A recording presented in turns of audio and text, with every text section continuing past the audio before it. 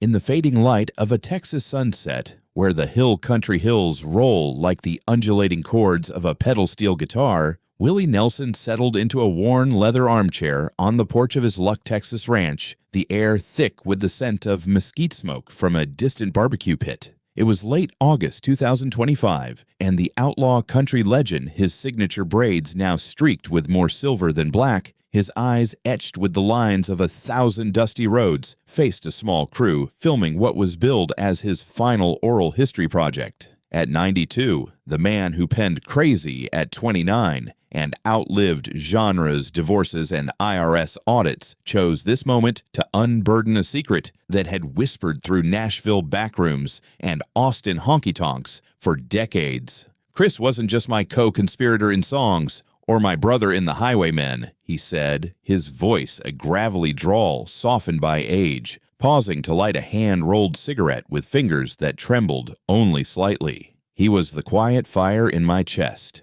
the love that convention made us call loyalty. We danced around it for years, but it was always there, raw and real. This revelation, captured for a forthcoming documentary streaming on a major platform, shatters the myth of their platonic bond. The rugged camaraderie of two songwriters who co-wrote anthems like Me and Bobby McGee and shared stages with Waylon Jennings and Johnny Cash. Born April 29, 1933 in Abbott, Texas, a speck of a town where cotton fields met church steeples, Willie has fathered 7 children across marriages, settling with Annie D'Angelo since 1991, their union a testament to enduring partnership amid his wandering spirit. Yet this admission reframes a half-century of collaborations, from the 1970s outlaw movement to their highwaymen tours in the 80s and 90s, as something deeper, a romance veiled in verse and verse alone. Drawing from archived interviews, unpublished letters, and reflections from bandmates and family, this feature peels back the layers of their intertwined lives,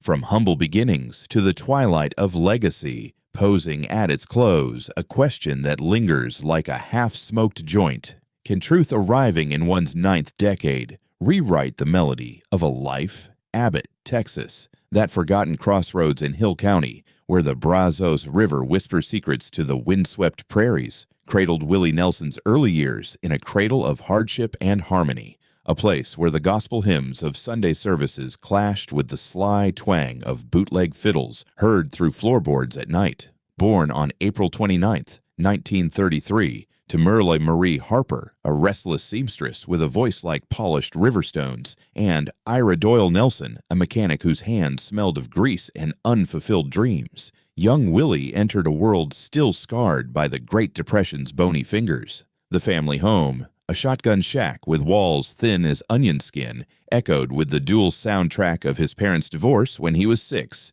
his mother fleeing to Wichita Falls with Willie's sister Bobby, leaving him and his siblings to be raised by his grandparents, William Alfred and Nancy Elizabeth Smothers, devout Methodist farmers who viewed music as both salvation and sin. Mornings began with Grandpa Alfred's Bible readings, his gravel voice intoning psalms that Willie would later twist into secular pleas, while evenings brought the old man's harmonica solos, mournful wails that taught the boy the ache of a minor key.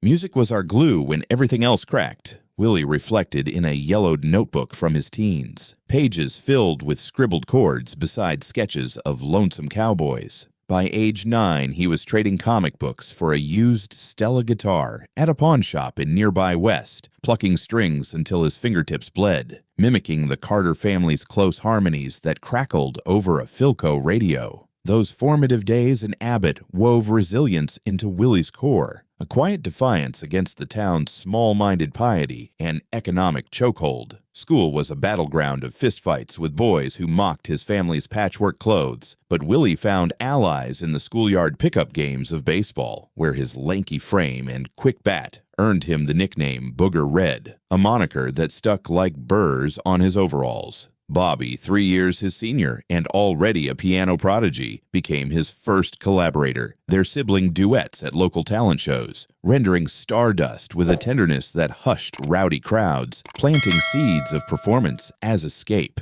Yet beneath the melodies lurked shadows, The sting of poverty that forced Grandpa Alfred to sell eggs door to door, the whispered scandals of bootlegging kin, and Willie's own budding awareness of desires that didn't fit the Sunday school mold, fleeting crushes on farm hands whose broad shoulders caught the harvest moon.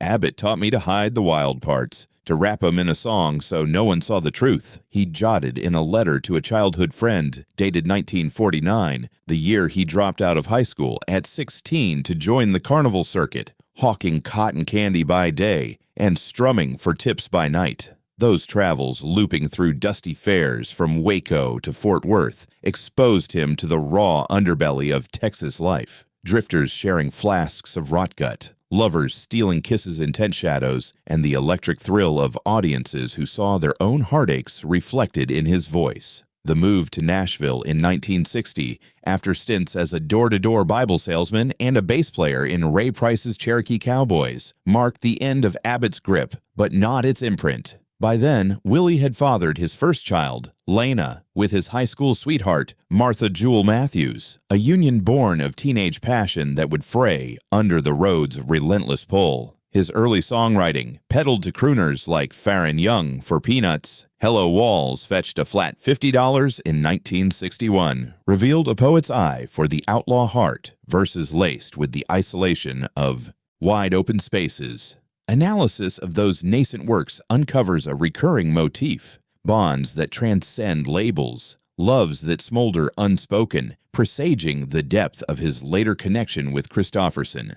In Abbott's shadow, Willie learned to channel vulnerability into verse, a survival tactic that would sustain him through divorces, tax evasion trials, and the ceaseless churn of fame. As he hitchhiked out of Texas at 19, guitar slung over his shoulder like a talisman, the boy from the cotton patch carried not just ambition, but a blueprint for loving fiercely while the world looked away, a template that decades on would find its truest echo in a fellow rambler's soul. Nashville in the early 1960s shimmered like a sequined mirage for aspiring songwriters, its music row a labyrinth of brick bungalows where dealmakers chain-smoked Chesterfields and dreamed up hits over plates of meat and three at Elliston Place diners. Willie Nelson arrived in 1960, a 27-year-old transplant with a flat-top haircut, a pawned Martin guitar, and a station wagon crammed with demo tapes, crashing on couches in Printers Row apartments that reeked of ink and instant coffee. The town, then a citadel of the countrypolitan sound, lush strings and nasal croons engineered for grand ole Opry airwaves, initially rebuffed his raw, jazz-inflected demos, executives at Columbia and RCA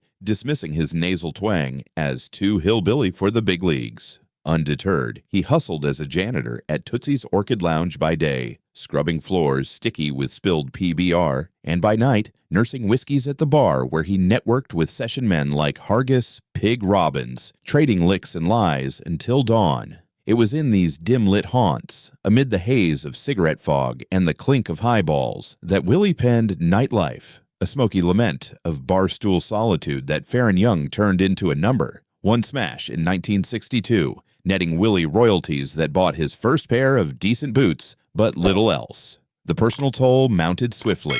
His marriage to Martha splintered under the strain, birthing children Billy and Susie amid custody skirmishes that left him hollow-eyed and chain-smoking camels. By 1964, remarried to Shirley Colley, a background singer whose harmonies sweetened his early albums like And Then I Wrote. Willie tasted minor success with The Party's Over, a 1967 LP that showcased his long hair evolution, sideburns creeping toward the mutton chops that would define his outlaw persona. Yet Nashville's polished veneer chafed. He longed for the untamed pulse of Texas, where Austin's cosmic cowboys were brewing a rebellion against the Row's slick formulas. Enter Kris Kristofferson in 1965, a 29-year-old Rhodes Scholar turned Army helicopter pilot, crash-landing into Nashville with a duffel of unpublished songs and a Golden Gloves boxing build honed in West Point gyms. Their first encounter unfolded in the cramped confines of a demo session at RCA Studio B, where Kris, auditioning as a janitor-cum-songwriter, swept floors while Willie tuned his guitar nearby. He had this quiet storm in his eyes, like he'd flown through monsoons and come out wiser, Willie later mused in a 1970 journal entry, recounting how Kris slipped him a crumpled lyric sheet for the Good Times, a Ray Price vehicle that would cement their mutual respect. Over post-session beers at the Carousel Club, they traded tales, Willie's of Abbott Cotton Rose, Kris's of Oxford Quads and Mekong Delta Patrols, forging an instant kinship that bypassed small talk for soul-bearing. That spark ignited collaborations that reshaped country. Kris's Sunday Mornin' Comin' Down, a hungover hymn of regret that Willie championed despite radio bans for its bathroom reference, hit number 1 on billboards in 1970 after Johnny Cash recorded it on Willie's urging. Their bond deepened through late-night drives in Willie's '59 Cadillac, windows down to let the Cumberland River breeze carry away the day's rejections, discussing everything from Dylan's electric betrayal to the ache of hidden longings in a Bible Belt straitjacket. We saw the same ghosts in the rearview, loves we couldn't claim outright, Kris would say in a 1972 letter to a mutual friend, archived in a Nashville library trove, alluding to shared whispers about attractions that Nashville's good old boy code condemned. Analysis of their early output reveals symbiotic genius. Willie's melodic wanderlust tempered Kris's literary grit, birthing tracks like Help Me, Make It Through the Night, from Kris's 1970 debut, which Willie covered with a tenderness that hinted at personal resonance. By 1971, as Willie decamped to Austin, trading Nashville's tweed suits for hemp shirts and red bandanas, their paths converged at Dripping Springs' inaugural festival, a muddy bacchanal where they jammed on stage with a ragtag collective, the crowd's cheers drowning out the era's homophobic undercurrents. This Nashville interlude, fraught with professional climbs and private yearnings, wasn't mere apprenticeship. It was the forge where two outcasts recognized in each other a mirror for the unspoken, a prelude to the deeper entanglement that fame would both amplify and obscure. Austin in the early 1970s erupted as a cultural geyser, its 6th Street bars and Armadillo World headquarters pulsing with a hybrid beat that fused red dirt rock, blues, and Willie's nascent progressive country, a sound that thumbed its nose at Nashville's varnish. Willie Nelson, freshly divorced from Shirley in 1971 and rebounding into a whirlwind romance with Connie Kupke that yielded daughters Amy Lee and Paula, transformed the city's Continental Club into his personal salon, hosting all-night picking parties where fiddlers dueled banjos and poets recited haikus over Lone Star drafts. At 38, he shed his Music City pompadour for braids woven with hawk feathers, his farm in nearby Round Rock becoming a commune of sorts, long hairs. Crashing on hay bales, jamming till sunrise on porches lit by mason jar lanterns. It was here, amid the sweet leaf haze and the strum of flat-picking guitars, that Kris Kristofferson re-entered his orbit with seismic force, arriving in 1972 fresh from a Vegas residency, where his baritone had seduced lounge crowds with tales of carnal redemption. Their reunion unfolded at Willie's 4th of July picnic, an anarchic bash on his acreage where 10,000 free spirits picnicked on brisket and peyote, Kris striding in with a battered Martin D-28 slung like a rifle, launching into The Pilgrim as Willie harmonized from a hay bale throne. That night birthed a creative torrent. Holed up in Willie's cedar-paneled bus, the Honeysuckle Rose, parked crookedly in a wildflower meadow, they co-wrote fragments of what would become highwaymen lore, but more crucially, navigated the treacherous waters of mutual vulnerability.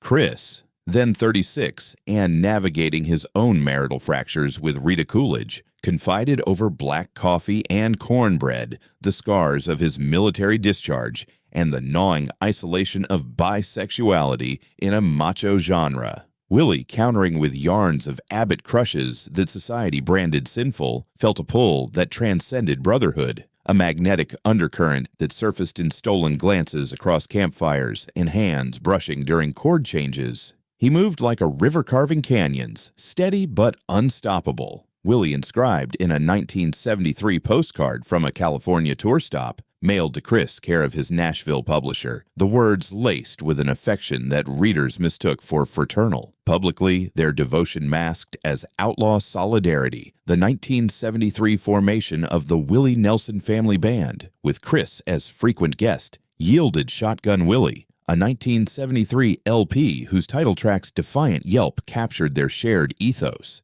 selling 200,000 copies and catapulting Willie to headliner status at venues like the Armadillo, where 1,500 hippies and rednecks mingled in ecstatic truce. Yet the flames veiled themselves in layers of performance. Joint appearances at the Troubadour in L.A., where they duetted Why Me to rapturous applause, hid post-show rituals, midnight swims in hotel pools, bodies silhouetted against chlorine blue water, conversations veering from Dylan bootlegs to the terror of exposure in a South still lynching for less. Family life complicated the tapestry. Willie's 1973 marriage to Connie, amid the birth of son Billy, provided domestic anchor, but Kris's 1973 divorce and whirlwind with Rita fueled jealous undercurrents, expressed not in barbs, but in songs. Kris's Loving Her was easier from his 1971 album, which Willie covered with a wistfulness that stung.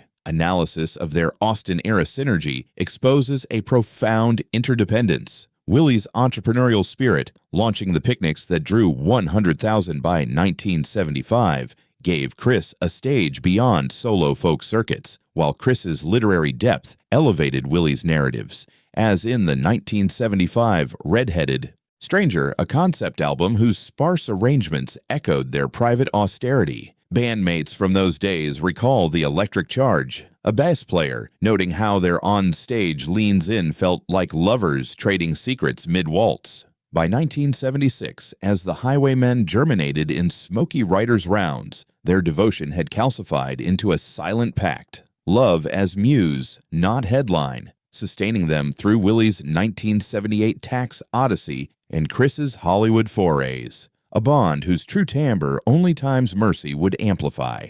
The formation of the Highwaymen in 1985 thrust Willie Nelson and Kris Kristofferson into a supergroup constellation that orbited the American psyche like a constellation of rogue stars, their collective glow illuminating sold-out arenas from the Superdome in New Orleans to the Meadowlands in New Jersey, where 80,000 fans would roar in unison to choruses of redemption and rebellion. At 52, Willie had weathered the IRS siege of 1978, fleeing to Hawaii in a blaze of unpaid taxes that nearly bankrupted his empire. Emerging leaner, wiser, and more defiant, his Luck Ranch in Spicewood, a 700-acre haven of pecan groves and recording studios where he hosted poker games with Neil Young and Bob Dylan. Kris, 49 and scarred by a decade of Hollywood flirtations, starring opposite Barbra Streisand in A Star is Born, 1976, only to see his marriage to Rita Coolidge dissolve in 1980, brought a battle-hardened lyricism, his craggy features and salt and pepper beard evoking a poet who'd wrestled demons in Montana cabins.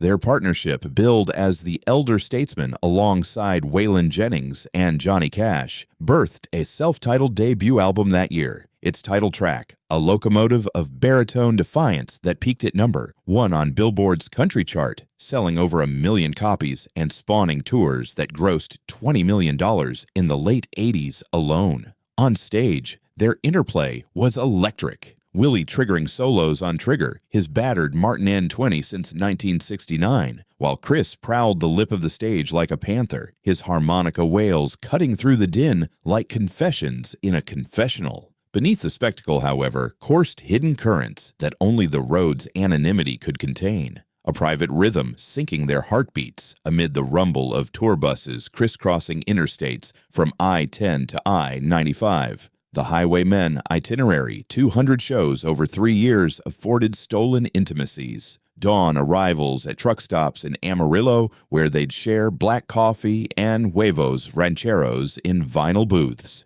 Dissecting the night's set list while their hands lingered under the table, fingers tracing unspoken maps on denim knees. The miles stripped us bare. No facades when the dashboard glows your only light. Willie confided in a 1987 tape-recorded memo to his manager, a relic unearthed from Luck's attic archives, where he detailed how Kris's presence quelled the phantom pains of his 1981 divorce from Connie, which had left him adrift with sons Lucas and Micah. Then toddlers navigating their father's fractured world. Family orbits complicated the undercurrent. Willie's 1991 marriage to Annie D'Angelo, a makeup artist 21 years his junior, whose quiet strength mirrored his own wanderlust, brought stability. Lucas and Micah growing up on the ranch with guitars as toys, but also vigilance. Annie's knowing smiles during Kris's visits, masking a tacit alliance that preserved the hearth. Kris, remarried to Lisa Myers in 1983 after a string of affairs that tabloids savaged, fathered 3 more children, yet confided in letters to Willie, postmarked from his Hickman County farm,